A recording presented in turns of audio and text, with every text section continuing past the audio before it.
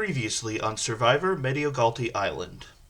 Following the surprise raid by pirates in the middle of the night, the new Pathfinder Tribe fell into intense infighting, with Seltyiel blaming Valeros and Kira for allowing the attack to take place.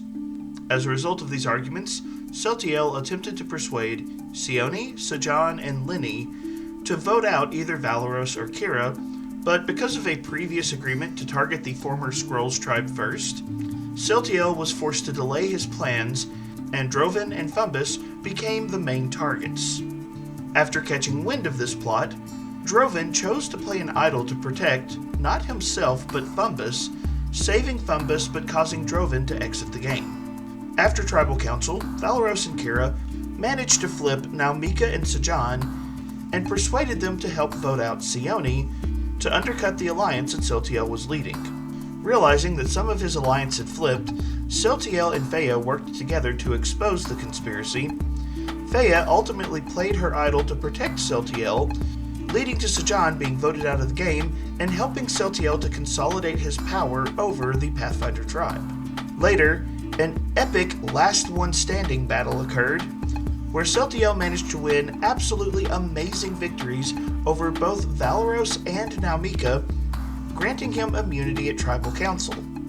Realizing that Valeros and Kira had managed to flip Lenny against him, Seltyiel conned Lenny into believing that Naumika was the true target of Seltyiel's alliance in the upcoming vote. However, at the vote, when Naumika went to play her idol, Valeros' alliance came to realize that Naumika was never the real target. As a result, Naumika wasted her idol, and Kira ultimately was voted out of the game. The next morning, the Pathfinder Tribe woke up to Valeros feeling rather ill. At first, they thought he was bitter about the outcome of the previous Tribal Council, but then, other members of the tribe became ill as well.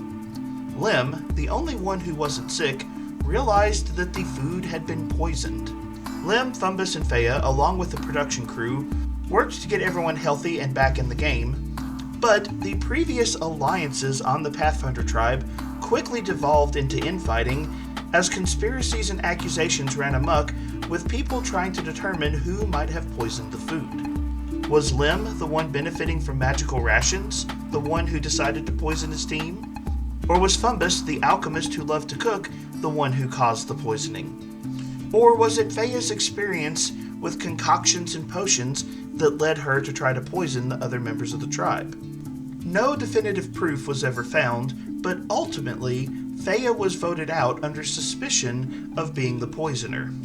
The number of Pathfinders still playing the game continues to shrink, and, with multiple dangerous moments having played out, Mediogalti Island is swiftly proving to be host to more than just a simple game. Which of our Pathfinders will ultimately win Survivor Mediogalti Island? And what is causing all of these terrible accidents to take place? Today, we finish our story of Survivor Mediogalti Island on today's episode of The Local Disaster Tour Guide.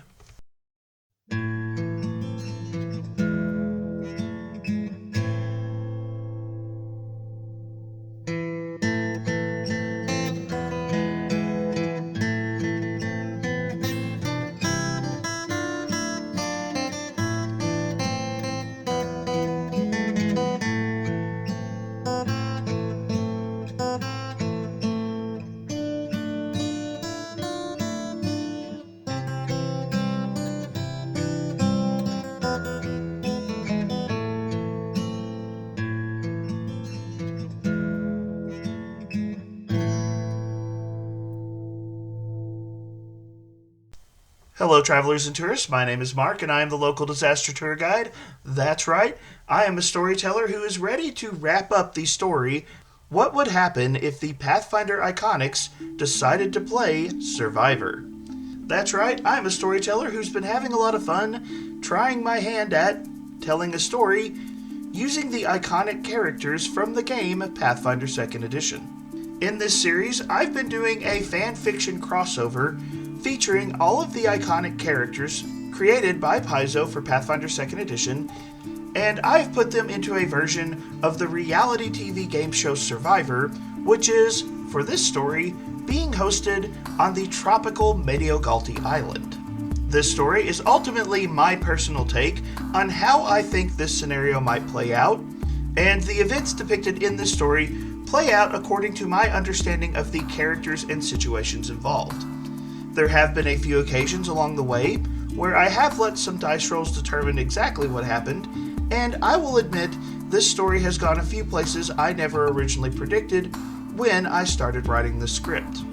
At the start of the story, every character involved was a first-level character in Pathfinder 2nd Edition, but as they have overcome numerous challenges, I have been slowly increasing their power level, so for this, the final story in this series, I am assuming that every remaining character is now a 3rd level character in Pathfinder 2e. All things considered, I realize that not everyone will agree with my take on this story or the outcomes involved, so by all means, I encourage you to join the conversation and let me know what you think about this story and about how it plays out, and how you think it might play out differently based on your understanding of the characters. This is the final video in the series, so before you go any farther, feel free to jump down to the comments section and leave your prediction on who you think the ultimate winner is going to be, so that when you get to the end of the story, you can find out if you guessed correctly. And of course, once this video is over, feel free to leave a comment about how you feel this story played out and what you think might have gone differently. Don't forget to do all the other YouTube stuff that helps to support this channel. Please remember to like, share, and subscribe. You can check out my free Discord and my Patreon. Both of those will be linked in the video description. But with all of that out of the way, let's get started. Day 21. The morning after Feiya was voted out, the Pathfinder Tribe awakes and just stares at the cookpot. Fumbus eventually steps up to cook the meal, and everyone watches Fumbus with a hypercritical eye. And even though they all watch Fumbus cook the morning meal, no one wants to eat. Everyone is paranoid. Did they really vote the poisoner off? Is the poisoner still here? Did the poisoner strike again? No one is sure. Finally, Lim, who is still benefiting from his ration tonic that he won earlier, offers to take the first bite just to make sure it's safe. Everyone watches him eat, and when Lim doesn't have a bad reaction to the food, everyone else slowly decides to share in the meal, and soon enough people are cheering up, as it seems that, at the bare minimum, the poisoner did not strike again. As the camp gets moving, a series of new alliances have formed, following the dramatic shakeup from the poisoning incident before. Seltyiel is now working alongside Fumbus and Linny, openly saying, "These two have never put our tribe in danger, I respect them." Valeros, seeing that the camp seems safe again, has decided that he supports Lim, who took the lead and saved the day when everyone was sick. Now Mika, unfortunately, is on the outs and feeling uncertain about herself. She had decided to trust Feiya, but then everyone else suspected Feiya as being the real culprit. What if she trusted the wrong person? Now Mika's confidence has been shaken by this episode. Later that day, the remaining Pathfinders are brought to the next immunity challenge, the Ice Bucket Challenge. Large buckets full of ice water are suspended above the heads of each of the Pathfinders, and each Pathfinder must raise their arm, and their arm is attached to the bucket via a rope. When the player drops their arm, it tips the bucket over, dousing the poor Pathfinder in ice-cold water. To make the challenge just a little bit more intense, each of the players must balance on very narrow beams only a couple of inches wide. This makes it very easy for someone to lose their balance, drop their arm, and ultimately get doused. As the competition begins, Fumbus and Lim both drop out very quickly, with Seltyiel also being doused about a half an hour later. Ultimately, the immunity challenge comes down to a 3-way contest between Linny, Valeros, and now Mika. This contest seems like it could go quite some time, but then, very suddenly, now Mika falters and is doused with water. On the sidelines, Lim comments that it doesn't seem like her mind is in the game. In the end, Linny actually pulls off an upset victory over Valeros and manages to take immunity. Some of the other players suspect that Valeros may still be suffering from the heavier dose of poison that he was exposed to. Ultimately, Linny will have immunity at the next tribal council. Back at camp, two different sets of priorities emerge among the remaining players in the game. Some of the players think that the poisoner has been identified and expelled from the game, which to them means that it's time to focus on the game again. However, other players continue to be paranoid, wondering if the poisoner is still present and unsure what they need to do to protect themselves. Seltyiel has a private conversation with Fumbus and Lenny where he notes Valeros has lost 2 immunity challenges in a row. But if he fully recovers, he might be unbeatable in future challenges. Do you think we're safe? If so, this might be our only chance to vote him out. At Tribal Council that evening, Jeff the Goblin wisely avoids any discussion of the poisoning issue or camp safety. Feiya is on the jury after all. His comments are brief and he deliberately focuses on Lenny and her challenge victory earlier in that day, and soon enough the time comes to vote. The final vote reveals that half of the group still feels threatened and the other half of the group is ready to play the game.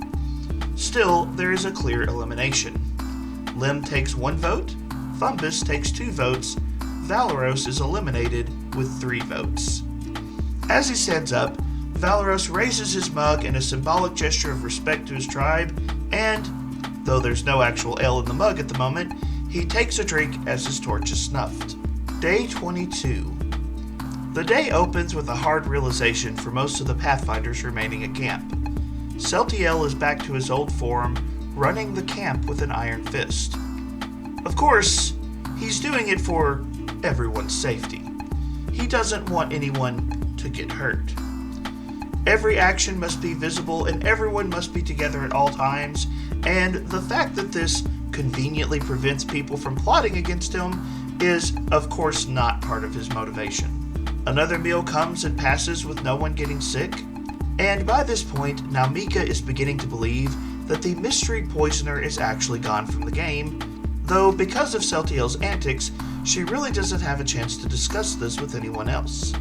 Shortly before lunch, as Naumika sits quietly by the fire, she suddenly gets a very serious look in her eyes. Later, at the immunity challenge, since things seem to have returned somewhat to normal, Jeff the Goblin introduces a game that is intended to spark just a little bit of rivalry known as Shots Fired. Each survivor has a series of 3 plates with their likeness painted on them hanging from a distant rope. Each player takes turns firing a slingshot at one of the plates and trying to shatter them. If all 3 of a player's plates shatter, they're out, and the last player left standing is the winner. The moment this challenge is introduced, everyone looks straight at Naumika. This challenge is her cup of tea, and everyone realizes if she's allowed to stay in the game too long, she will definitely win it. Seltyiel immediately and very unsubtly begins instructing Lenny and Fumbus to help him knock Naumika out of the game as quickly as possible. As this is happening, Lim tries to persuade Naumika to help him eliminate Fumbus. "He's our poisoner. He can't be allowed to gain immunity." When Naumika's first shot comes up, she turns to face Lim. "I don't think you're our poisoner, Lim. And I don't think you think Fumbus is our poisoner either. That's just your excuse. You saw an opportunity to knock Harsk out of the game, you took it. Now you see a chance to do the same to Fumbus and to play the hero at the same time. I'm not buying it." Naumika then proceeds to no-look ricochet shot a slingshot bullet, shattering 2 of Lim's plates at once. Naumika and Lim are both quickly removed from the game, though Lim is eliminated first thanks to Naumika's sharp shooting. In the end, Fumbus scores a fairly easy victory, gaining immunity. The next tribal council is a relatively quiet affair. Jeff the Goblin asks about whether the tribe trusts one another, and the only person who bothers to speak up is Naumika. They say honey is often used to cover poison. I wonder if honeyed words do the same. The final vote is a landslide. Lim receives 4 votes to Naumika's 1, and Lim is voted off the island. Day 23. The last 4 of the Pathfinders, wake up to a calm and beautiful morning. Seltyiel, Fumbus, Naumika, and Lenny enjoy an uneventful breakfast and some beautiful weather. Seltyiel has positioned several pieces of driftwood and created a makeshift seat for himself that is unambiguously intended to be a throne, but he's not ordering anyone around right now. The morning is calm and easy, and honestly, there's not much to do. Lenny and Drugami are fishing in the shallows and having fun, and Fumbus is experimenting with a few plants, trying to develop some new alchemical concoctions. Naumika stands in the waves at the beach, enjoying the warm sunrise, the beautiful sound of the waves, and the calm wind. The serenity of the morning is broken when Naumika asks, "Why isn't the production team here yet? Shouldn't we have an immunity challenge today?" A couple of hours later, the remaining Pathfinders have made their way over to Challenge Beach, but no one is there. Instead, they find a note stuck to a pole via a large, strange, serrated blade. "You call yourself survivors. We call you trespassers. Let's see which is true. The one you call Jeff is in our possession, along with the silly immunity trinket you hold so dear. We spilled Jeff's blood at sunset. You have until then to save him. Find us at the ruins marked on this map. There are no silly obstacles this time. The traps are very real. Signed, He Who Walks in Blood." With a shock, Seltyiel, Fumbus, Naumika, and Lenny realize that their host, Jeff the Goblin, is in very real danger, and it's up to them to save him. The Pathfinder Tribe, in a moment of pure, unspoken unity, get ready to rescue one of their own. Fumbus begins distributing several special healing elixirs and some fire-resistant salves that he's created with local plants. He also arms himself with a couple of bombs that he's able to mix together and uses a torch to create a flaming war club. Seltyiel pulls out the strange blade that is stuck to the pole, tests it a little bit, and says, "It's not my preferred weapon, but it'll channel my magic clean enough." Lenny begins to chant, and as she does, her skin hardens like bark, and Drugami's features become more fierce and feral. Naumika scrounges up several slingshots left over from yesterday's challenge, gathers a healthy supply of bullets, and hoists a makeshift spear over her shoulders. All of the Pathfinders work together to grab some other survival gear by breaking down some of the nearby obstacles, and, with crude, simple armaments, facing an unknown foe, the Pathfinders step off into the jungle. This is what they were made for. Making it to the ancient ruins was a challenge in and of itself, and the Pathfinders are forced to fend off giant aggressive vipers, mutated mosquitoes, and all sorts of other dangerous jungle wildlife. Finally, about 2 hours before sunset, the Pathfinders find themselves at the steps leading up to an ancient, but remarkably still intact structure, with flaming torches burning every few steps. The torches flicker ominously, changing colors seemingly at random. When the Pathfinders arrive, a slim figure in strange red armor can be seen at the top of the stairs. The figure tosses something down the stairs and then quickly vanishes inside the structure. The Pathfinders approach cautiously and discover that the figure has tossed Jeff the Goblin's lucky hat in their direction. This confirms the worst. Jeff has definitely been captured. The entrance to the ruins opens to a long hallway, and as the Pathfinders approach, they hear the steady sound of metal sliding against stone. Shk, shk, shk, shk. Inside the hallway, every few steps, brief flickers of metal appear, illuminated by torchlight. Scythe blades are slicing through the air. The first few blades seem slow enough that the timing would be easy to bypass.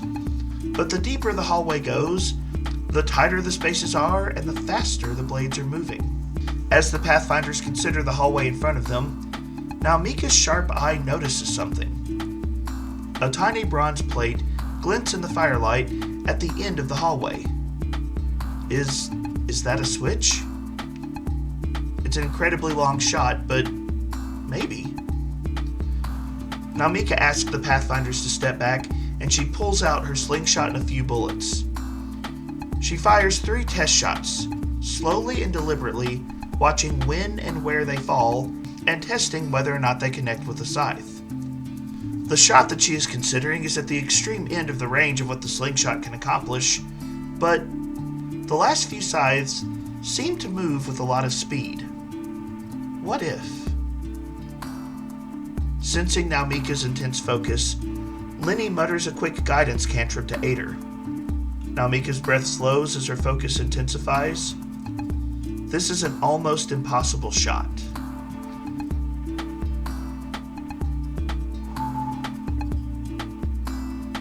The sling snaps, hurling the bullet through the air, timed neatly to pass by the blades. But as its arc lowers and the bullet starts to slow, at the last second, it catches a scythe blade that knocks the bullet further down the hallway at an incredible speed and directly into the brass plate.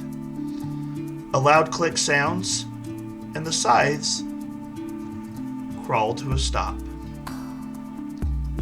The shot was almost impossible.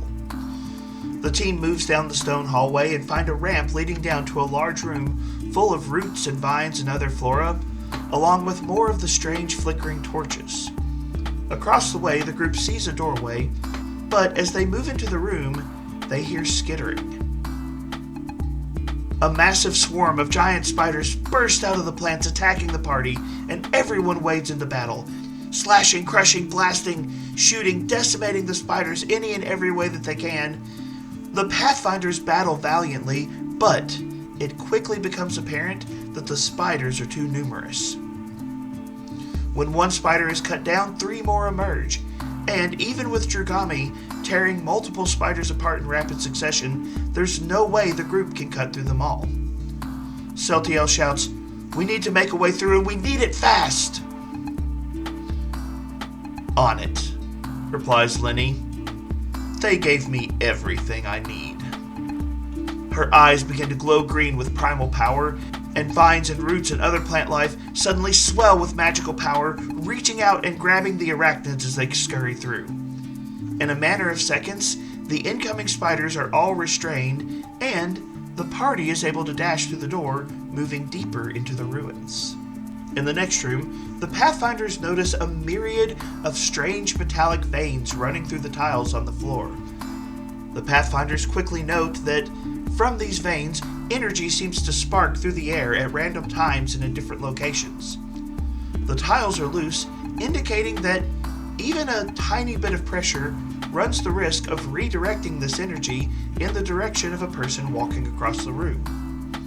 Across the room, there's a set of stairs leading up to a platform, and at the top of the platform, a large stone statue shaped like the man in the strange red armor can be seen. Seltyiel tests the tiles with his sword and confirms that a little bit of pressure does cause the energy to discharge, and most notably, after a few prods, Seltyiel realizes that the energy discharges seem to fluctuate in type. Cold, electric, fire, acid. The damage fluctuates, and it seems to be random. No pattern can be discerned. As Seltyiel experiments with the tiles, he also notices some of the wires are accessible near the tiles. Disarming them would be almost impossible, but they could be interacted with, and these wires do seem to carry the energy that is firing off throughout the room. Seltyiel gets an idea. Calling upon one of his magical cantrips, Seltyiel discharges some fire into the wires, and sure enough, when he presses the tiles, fire begins to consistently erupt all across the room. The energy can be controlled. Thumbus reminds the Pathfinders of the fire-resistant salve that he had created, and the Pathfinders cover themselves in that salve. Seltyiel unleashes some fire into the wires, controlling the energy, and thanks to Thumbus' salve, the Pathfinders are able to cross the room completely unharmed. Seltyiel is the first to race across the room and up the stairs, and he comes to a stop before the statue. Beside the statue is a door, but that door is emanating powerful magic. Words dance across the face of the door, and The rest of the Pathfinders slowly join them. Fumbus walks up behind Seltyiel and calmly says, "Survivor." Seltyiel is briefly startled by the strange utterance, but motions towards the door. It's a riddle. It seems we must solve the riddle if we ought to proceed, but I fear that if we are incorrect, there may be repercussions. Seltyiel nods in the direction of the strangely articulated statue and the large stone sword that it's wielding. Seltyiel continues. The riddle reads, "I am the skill of the fittest few, thriving in nature no matter how new, climbing mountains and crossing streams, in the wild I fulfill my dreams." Fumbus steps forward. "I know what it is, and the answer is Survivor." As Fumbus speaks, the statue shudders and is covered by the same magical glow as the door. The eyes of the statue light up, and a ghostly voice can be heard, "Well done. Proceed." The statue grows still and the magic fades from the door, and with a loud click, the doors swing open. Fumbus turns back around to the other Pathfinders, and Seltyiel is staring at him with his mouth agape. Slowly, Seltyiel begins to speak. "How did..." Fumbus cuts him off. "Goblins, as a rule, don't like to write. But that doesn't mean we can't read." Fumbus smiles and then moves through the doors. Now Mika and Lenny are chuckling as they move past Seltyiel, and the shock eventually wears off, and he moves in to join them. The final room is laid out in a series of 3 platforms, each elevated slightly higher than the previous one. On the second platform, 3 giant red praying mantises click their mandibles aggressively. Past them, on the third platform, the mysterious individual in red armor can be seen watching the Pathfinders enter. Behind him, Jeff the Goblin is tied to a strange altar, and a swinging blade is gradually moving lower and lower towards the restrained host. When the party enters, Jeff the Goblin shouts, "Help me!" As the party prepares to fight, they all notice that the strange man in red armor is wearing the immunity necklace. Seltyiel and Drugami lead the charge up the stairs to the second platform, where it quickly becomes evident that the giant mantises are stalling for time. Repeatedly, they push the Pathfinders back down the stairs or off the ledge onto the lower platform every time one of the Pathfinders reaches the top. Lenny offers a quick healing boost to the team, and then Almika nods to Fumbus. "They're never going to get a foothold without some cover fire. Toss a bomb on my signal." Seltyiel and Drugami charge again, but just before they reach the top, an expertly shattered bomb forces the mantises back, allowing the Pathfinders to engage in a proper fight. Now injured, the mantises fall back, allowing the party to charge to the final platform. Seltyiel reaches the top of the stairs again, and meets a foe trained in the use of that strange serrated saber that he picked up on the beach. It quickly becomes apparent that the mysterious foe is far more skilled with the blade, but Seltyiel's magically infused strikes do buy enough space to prevent any truly dangerous blows from landing. However, it is also apparent that this foe is holding back and stalling for time. The blade over Jeff the Goblin constantly swings lower and lower with each pass. When the Pathfinders try to take the platform, the mysterious individual trips, shoves, or somehow maneuvers them back to the stairs, and while the mantises have retreated due to their injuries, everyone is quite aware that if they were to fall onto the previous platform, they would quickly be dogpiled by the giant insects. The tension of the battle increases with every second, with each pass of the lowering blade. "Seltyiel, give me an opening!" shouts Fumbus. Seltyiel charges up his most powerful spell strike and slashes at the mysterious foe, only narrowly catching the Red Warrior's armor, but still driving them back a few steps thanks to the magic surging through the blade. The opponent stumbles. A path, however small, is open towards the altar where Jeff the Goblin is restrained. Thumbus cracks 2 smoke sticks, causing dense plumes of smoke to fill the air, and tosses them directly at the strange warrior in red. In an instant, the warrior has vanished in a thick cloud of smoke. "Excellent!" shouts Thumbus. "Now, one of you go say Jeff. I've got work to do." Then, Thumbus leaps into the cloud of smoke. The rest of the Pathfinders hesitate for a second. The sounds of a scuffle and a metal blade slashing wildly through the air can be heard. But Thumbus has made a way open. Lenny, Drugami, and Naumika dash for the altar, where Drugami starts actively biting through the ropes around Jeff's arms and legs. Seltyiel moves between them and the smoke cloud, blade at the ready and coursing with magical power. Tension mounts as the blade swings lower and lower. Drugami, Lenny, and Naumika work rapidly to remove the ropes, and while the actual amount of time is certainly very short, it feels like an eternity. In the smoke, more sounds of the scuffle can be heard. The ropes on the left side of Jeff the Goblin's body snap, allowing him to roll off the altar and away from the dangerous blade. The Pathfinders continue to help him with his other bindings, as suddenly, Thumbus backflips out of the smoke, tossing a couple of bombs into the smoke cloud behind him. The Pathfinders hear the audible sound of a bomb exploding, and then silence. Seconds seem to hang forever, and then the smoke clears. Sitting on top of one of the mantises, very near the top of the stairs, the warrior in the strange red armor stares at the Pathfinders. His armor bears the clear scarring of close proximity to a blast of alchemical fire, and, though his face is not visible, it is clear that he has some respect for what the Pathfinders have accomplished. He nods towards the blade that Seltyiel is holding. Wordlessly, Seltyiel returns the nod, and then lays the strange serrated blade at the foot of the altar. The warrior in red speaks. "You are trespassers, but you have amused us. Finish your game, then leave our territory."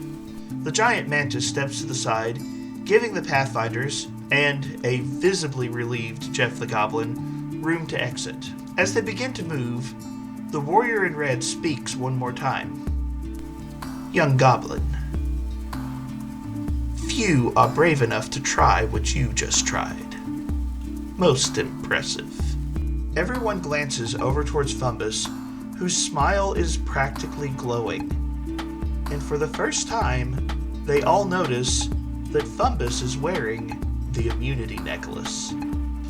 At Tribal Council that evening, a visibly bruised but definitely thankful Jeff the Goblin welcomes the Pathfinders back. A torrent of thanks and compliments are delivered to the Pathfinders, and it takes a bit for Jeff to even remember the rules of the game he's supposed to be running. Once he does, he apologizes, but notes that they should probably hurry up so they can properly finish the game. We are trespassing after all. And soon enough, the voting begins. Though no discussion precedes the vote, no one at the meeting is surprised when the self-appointed king of the Pathfinder Tribe, Seltyiel, is voted off. The final vote is Seltyiel 3, Naumika 1. As he stands up to have his torch snuffed, Seltyiel turns to Thumbus and says, "I underestimated you. I should not have done that." Day 25, Final Tribal. Later, on another beach, well within the city limits of Illas Magorti, the final 3 players of Survivor Mediogalti Island meet to try and persuade the jury that they deserve to win the game. Each of the remaining players begins with a speech explaining how they have grown and why they think they deserve the win. Naumika's speech emphasizes her strong alliances with Harsk, Sajan, and Valeros, and also emphasizes the fact that she managed to effectively mislead Seltyiel about their loyalties at several points in the game. She also spent some time bragging about some of her best challenge performances, including that beautiful ricochet shot against Lem. Lenny's speech also mentions many of her alliances, including several of her strong bonds with members of the original Spells tribe. However, as Lenny gives her speech, she focuses largely on the fond memories she has, especially of different members of the tribes as they played with Drugami and enjoyed their adventures on the island.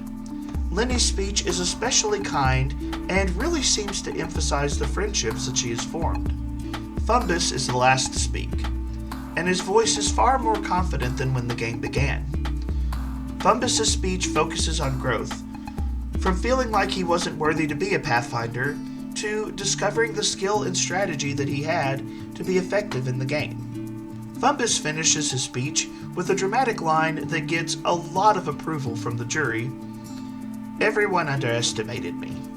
I underestimated myself. But I will never be underestimated again." Next, the members of the jury are given a chance to speak or ask questions. Droven is quick to stand up and compliment his friend Fumbus. "Your growth truly impresses me."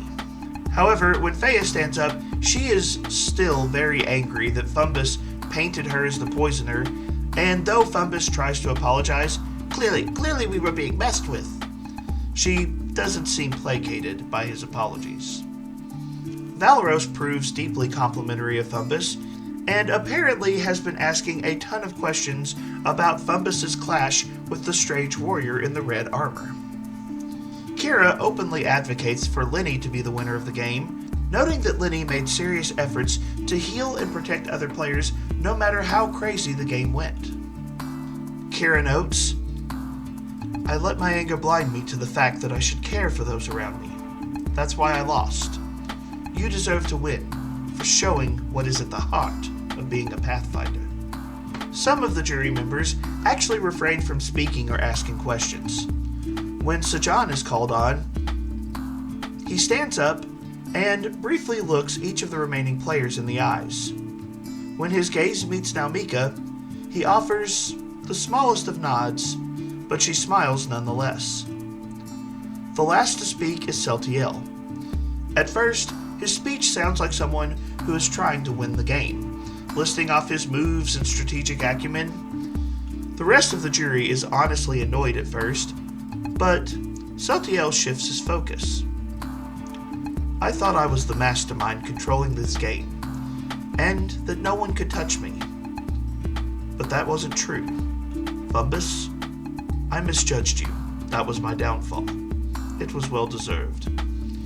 You played an excellent game." Finally, Jeff the Goblin asked the jury members to vote, and afterwards, he begins to read the results. Fumbus, 1 vote Fumbus. Fumbus, 2 votes Fumbus. Lenny, 1 vote Lenny. Naumika, 1 vote Naumika. Lenny, 2 votes Lenny. Lenny, 3 votes Lenny. Fumbus, 3 votes Fumbus. Lenny, 4 votes Lenny. Fumbus, 4 votes Fumbus. The final results are Fumbus 4 votes, Lenny 4 votes, and Naumika 1 vote. Jeff looks at the remaining players. In the event of a tie in the final tribal council, the tie is broken by the player who came in third. Naumika, with only 1 vote, you are in third place. The time has come for you to cast the winning vote. Naumika thanks carefully for a while and stands, walks over to the paper, and writes something down. She hands her vote to Jeff and asks, "May I say something?" Jeff nods. "Both of you are amazing players, and both of you deserve to be here. But Fumbus, you have something that sets you apart. Seltyiel treated you as an illiterate. Lim accused you of being a poisoner. But you rose above that. I think you deserve the title of Sole Survivor." Jeff the Goblin opens the vote and shows it. Fumbus, that's 5 votes Fumbus. Fumbus, you are the winner of Survivor Mediogalti Island. And with that, this story comes to a close. Fumbus the Alchemist went from being unsure of himself to realizing that he was underestimated and using that to make his way through the game, ultimately tricking some of the most devious players in the game and allowing him to claim the title of sole survivor. Or, at least, that's how this version of the story ends. The time has come to turn the conversation over to you. Let me know what you think about this story. What if the Pathfinder Iconics competed on Survivor? Do you agree with this outcome? And do you think that Fumbus is the right player to have won this competition? If you agree with this result, let me know, and if you think someone else actually would have come out on top, be sure to leave that argument in the video description as well. I genuinely hope that you all have enjoyed this video series. This has been an unusual experiment for my channel, but I've had fun writing this, and I certainly hope that you've had fun hearing the story as well. So, as always, thank you so much for being here. Thank you so much for being part of the conversation. Have a wonderful day.